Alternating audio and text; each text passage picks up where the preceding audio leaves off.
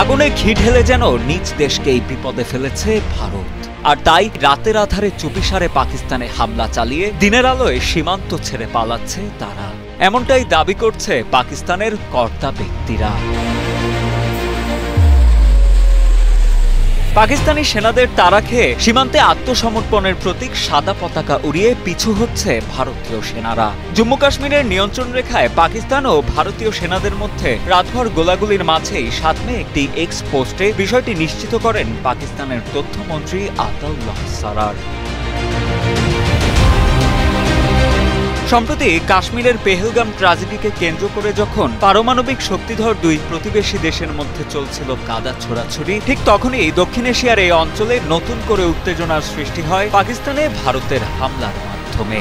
গেল ৬ মে দিবাগত রাতে পাকিস্তানের বাহাওয়ালপুর, কোতলি ও মুজাফফরাবাদ সহ বেশ কয়েকটি এলাকায় অতর্কিত হামলা চালায় ভারত। ভারতের সেই হামলায় এখনো পর্যন্ত অন্তত ২৬ জন বেসামরিক নাগরিক নিহত ও ৪৬ জন গুরুতর আহত হয়েছে বলে জানিয়েছে পাকিস্তান আন্তঃবাহিনী জনসংযোগ পরিদপ্তর। इस वक्त दुश्मन की इस जारियत का मुकम्मल और भरपूर जवाब दे रही है। তবে ভারতের এমন অতর্কিত হামলার পর কার্যত থেমে নেই পাকিস্তান সরকারও।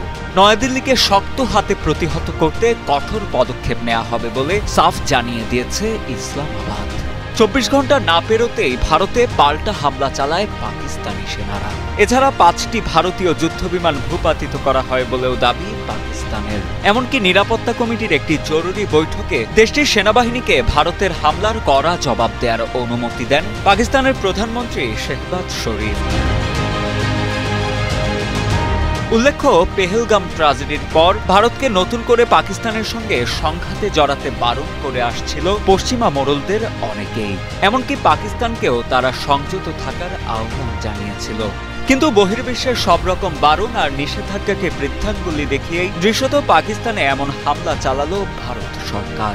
সব মিলিয়ে উত্তেজনার পারদ এখন তুঙ্গে। এদিকে দুই দেশের মধ্যে ক্রমবর্ধমান এই উত্তেজনা দক্ষিণ এশিয়ার স্থিতিশীলতার জন্য বড় হুমকি হয়ে দাঁড়াচ্ছে বলেও মনে করছেন আন্তর্জাতিক বিশ্লেষকেরা।